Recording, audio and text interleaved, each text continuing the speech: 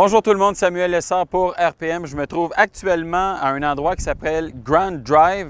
C'est un centre d'essai de développement pour Nissan qui se situe directement ici au Japon.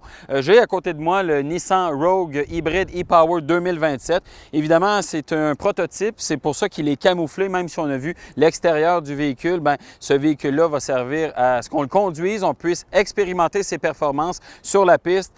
La technologie e-Power, c'est assez simple quand même. On en a parlé beaucoup, mais je vous rappelle les bases parce que ça va avoir une influence sur ce qu'on va expérimenter sur la piste. On a deux moteurs électriques, un à l'avant, un à l'arrière. On a un moteur thermique qui est situé sous le capot ici. Moteur thermique qui n'est en aucun cas relié aux roues du véhicule, sert uniquement de générateur pour faire avancer le véhicule. Et ça fait toute la différence par rapport à d'autres véhicules hybrides qui sont disponibles dans la catégorie. Je pense entre autres au Toyota RAV4 hybride, Honda CR-V hybride, Subaru Forester hybride utilisent vraiment des technologies qui sont différentes et Nissan arrive avec cette technologie e-Power qui est plutôt novatrice pour ce que c'est dans cette catégorie-là. Donc, on va prendre la route sur le circuit en fait pour tester les capacités du véhicule, accélération, reprise, freinage, tenue de route. Je vous amène avec moi et on fait un tour d'horizon.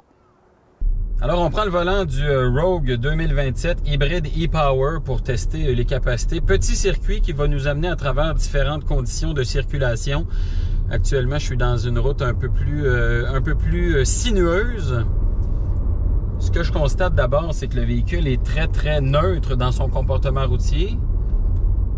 On me dit qu'il y a quand même une bonne puissance électrique et actuellement, j'ai la conduite à une pédale d'activer. Ça me permet donc de bien réguler la livraison de la puissance et la vitesse dans les courbes. Facile, vraiment comme un véhicule électrique. Et là, on va faire une petite épreuve d'accélération et pour ce faire, je vais mettre le mode sport pour livrer vraiment toute la performance. Voilà, c'est enclenché. Et je vais faire un arrêt complet pour voir quelle sera la performance d'accélération. L'arrêt complet se fait avec la conduite à une pédale. On va voir si ça fonctionne bien. Ralentissement quand même assez prononcé. Et voilà, tout se fait en douceur. On met le pied au plancher et on y va. OK, on sent le couple des moteurs électriques.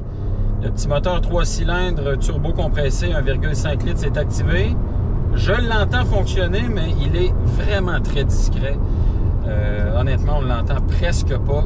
C'est vraiment très bien. Puis quand on n'est pas sous une accélération très forte, on sent qu'il fonctionne, mais c'est vraiment très discret. Rien pour perturber la quiétude à bord du véhicule. Ça demeure quand même assez confortable comme conduite. Si vous êtes habitué à la conduite d'un Nissan Rogue, vous ne serez pas dépaysé. Confort de suspension, de direction. La puissance est certainement pas révolutionnaire, mais ça me semble tout à fait adéquat pour un véhicule de cette taille.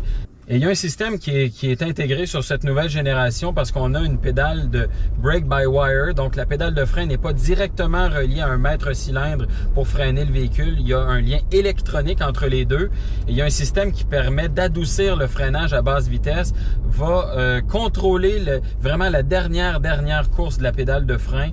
Et vous pouvez même garder la même pression sur la pédale de frein et va diminuer lui-même la pression sur la pédale de frein pour avoir un arrêt qui est vraiment beaucoup plus doux.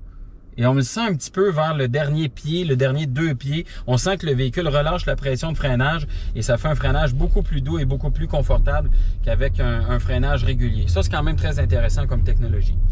Ça fait le tour des impressions de conduite et du rendement que je peux vous dire pour le moment pour ce véhicule-là. Évidemment, beaucoup de trucs demeurent à être confirmés. Je pense à la puissance disponible par les deux moteurs, la consommation de carburant également, tout ça demeure inconnu. Le prix auquel sera vendu ce véhicule-là, évidemment, plein de trucs qui seront confirmés dans les prochains mois avant la commercialisation du véhicule qui est due pour la fin de 2026. Merci de m'avoir écouté. Continuez de nous suivre sur rpmweb.ca pour tous les détails sur la nouvelle génération du Nissan Rogue 2027.